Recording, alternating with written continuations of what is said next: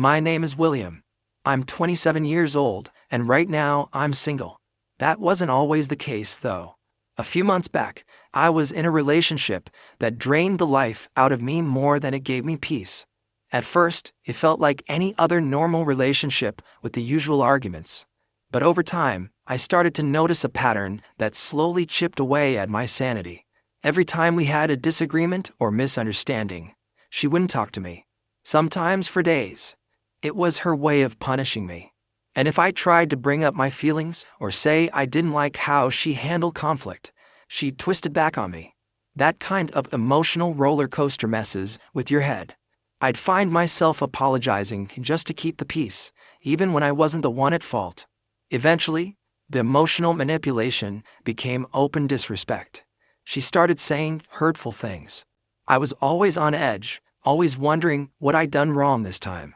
So I made a decision and ended it. It wasn't easy, but I walked away. And since then, I've kept my focus tight on one thing: work.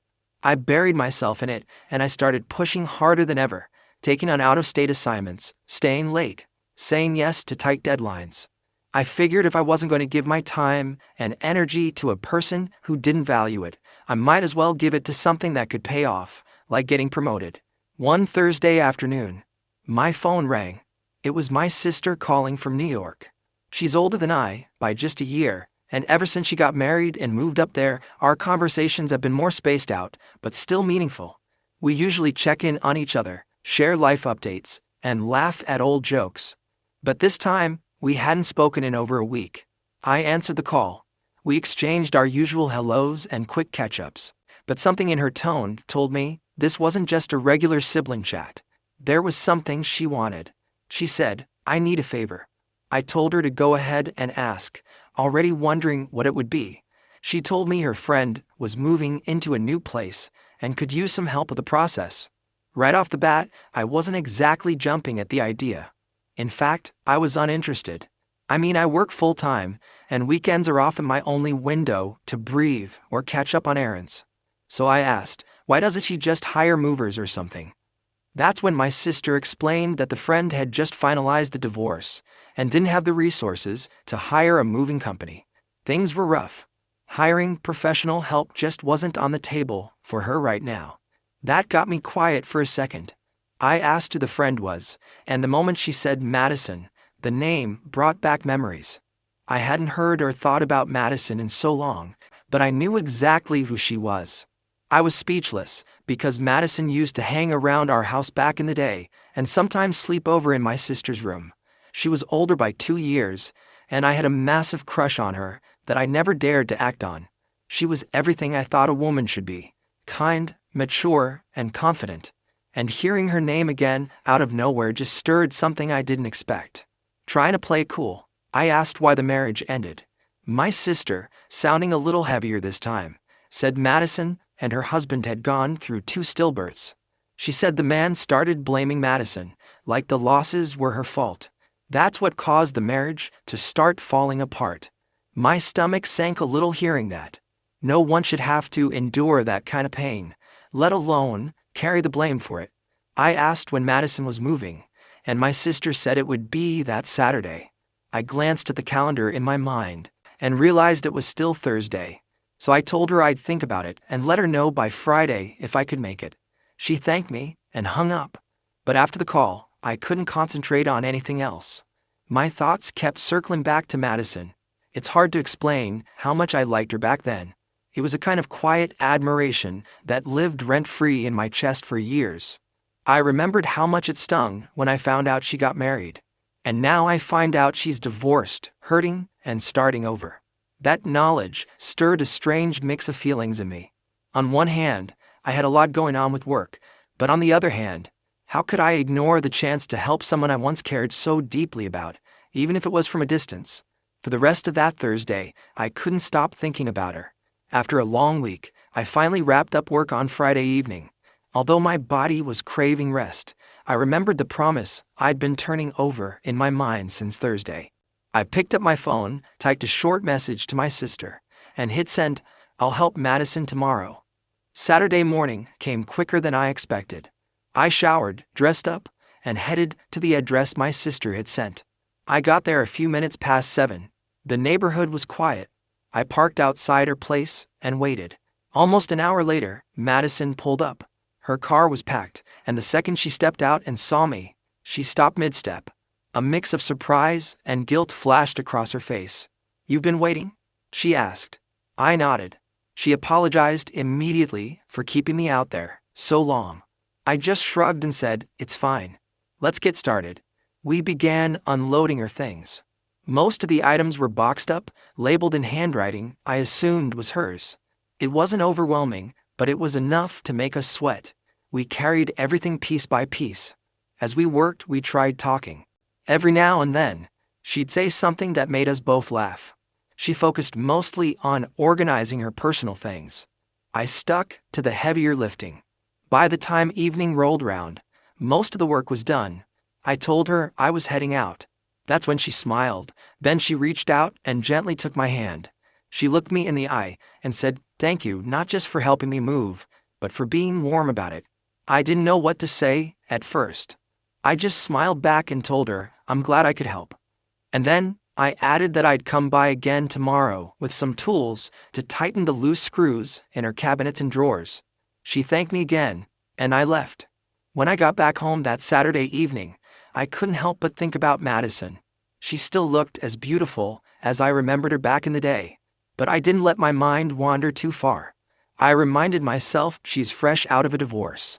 She may have smiled a lot today, but I could still sense something underneath. I had to be careful not to confuse her kindness or our familiarity for something more. I didn't want to complicate her healing or misread the situation. So I made up my mind. I'm just helping, and that's it. By Sunday evening, I headed back to her place like I said I would. I knew tightening a few loose screws in the cabinets and drawers wouldn't take long. I expected another quiet, simple visit. But when she opened the door, she was brighter and warmer than the day before. She seemed more relaxed and was nice to see. I got to work right away, toolbox in hand. As I was crouched in front of the bottom kitchen cabinet, adjusting the hinges and screws, this rich smell started filling the air. It didn't take me long to realize what she had been cooking. It was spaghetti and meatballs. It had been a while since anyone had cooked something that smelled that good around me. By the time I was putting the last screw in place, she'd already set the table. 2 plates, proper silverware, and even napkins. She looked at me and said, "I made this to thank you." I was shy about it. I didn't come expecting a meal. But the truth was, I hadn't had a proper homemade dinner in months. Maybe longer. Takeout and microwave meals had been my routine since the breakup. So I nodded, smiled, and sat down. As we ate, the conversation stayed light. We started talking about when we were younger, back when she used to visit my sister at our house. Madison looked at me and tilted her head, smiling. "You've really grown," she said, half laughing. Look at you, nothing like that lanky boy I used to know." I laughed, a little embarrassed, but flattered. I told her she hadn't lost anything either. "You still look beautiful," I said. I caught her cheeks turning just a shade pinker as she looked down at her plate. We kept talking, switching between memories and life updates. She asked about my job, and we joked a little about how my sister used to complain about our school habits. It was easy the way we talked. It's just 2 people catching up over a meal that felt like home. I didn't think too deeply into it at that moment. I was just grateful to be there, grateful for her kindness, and honestly, it felt good to be seen. After we finished eating, Madison stood up, walked over to a cabinet, and pulled out a bottle of wine. She held it up and smiled, saying it was another way of thanking me. Honestly, I don't really drink, not out of some strict principle, just never got used to it. But in that moment, it felt like saying no would ruin the ease we had built over dinner. I didn't want to make things awkward or seem ungrateful, so I nodded, took the glass she poured for me, and thanked her. We sat back down, glasses in hand, and our words started to come out a little easier. Madison leaned back in her seat and started talking about the signs she had ignored during her marriage. I didn't interrupt as I listened. She mentioned how my sister had once asked her some hard questions, not to judge, but to help her see what she'd been avoiding. Madison said those questions stayed with her, bouncing around in her mind. until one day she realized she was holding onto something that had already let go of her. At some point, the conversation shifted. She tilted her head at me and asked, "So are you seeing anyone?" I chuckled, shook my head, and told her no, I wasn't. She grinned and asked if I was one of those guys who break hearts for fun. I laughed harder than I expected and told her I definitely wasn't that kind of man. She gave me a playful squint, like she wasn't fully convinced, but she smiled. We kept talking. Madison said something that hit me. She told me that in the past 8 months since her divorce, she hadn't felt this light until she moved out of her old place. I looked around and I understood what she meant. I thanked her again for the meal, the wine, and the conversation. Then I glanced at my watch and realized how late it had gotten. I stood up to leave, grabbing my keys, telling Madison it was getting late and I should head home, but the moment I did, I felt my balance wasn't quite right. The wine had crept up on me. I hadn't realized how much I'd drunk while we were talking, but it was enough to make my head feel light and my steps a little unsure. I wasn't even halfway to the door when she tilted her head slightly and said, "You sure you're okay to drive?" I brushed it off with a half smile, but I could tell from the way she looked at me. She wasn't buying it. It wasn't like I was drunk, but I felt a little off. Madison pointed it out gently and then said it, "Just stay the night." She said it plainly, without any flirtation or suggestion. "Just worry." I hesitated. I didn't want to misread anything, didn't want to cross a line she wasn't even hinting at. But she insisted again. "You're not driving like this," she said. I didn't stand a chance against her beautifully concerned face.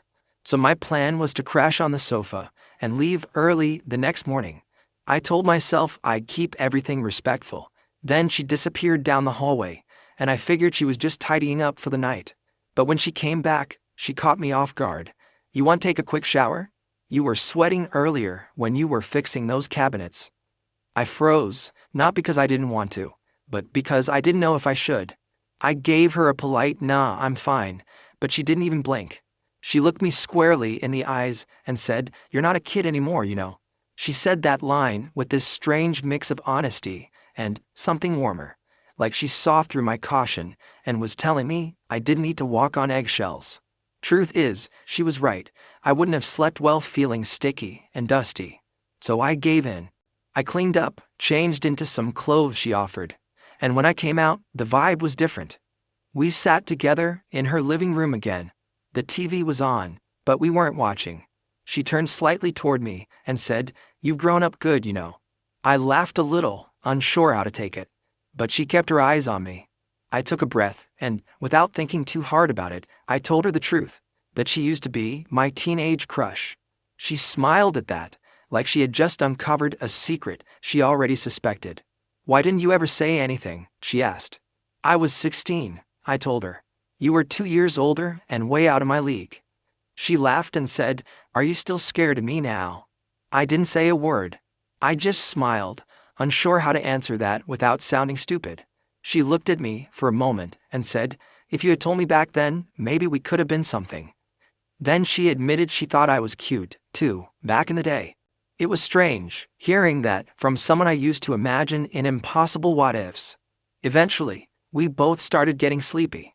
I stood up to move to the couch, but she stopped me again. "That thing's uncomfortable," she said. "Come to bed. I promise I'm not gonna bite." I didn't jump at the offer.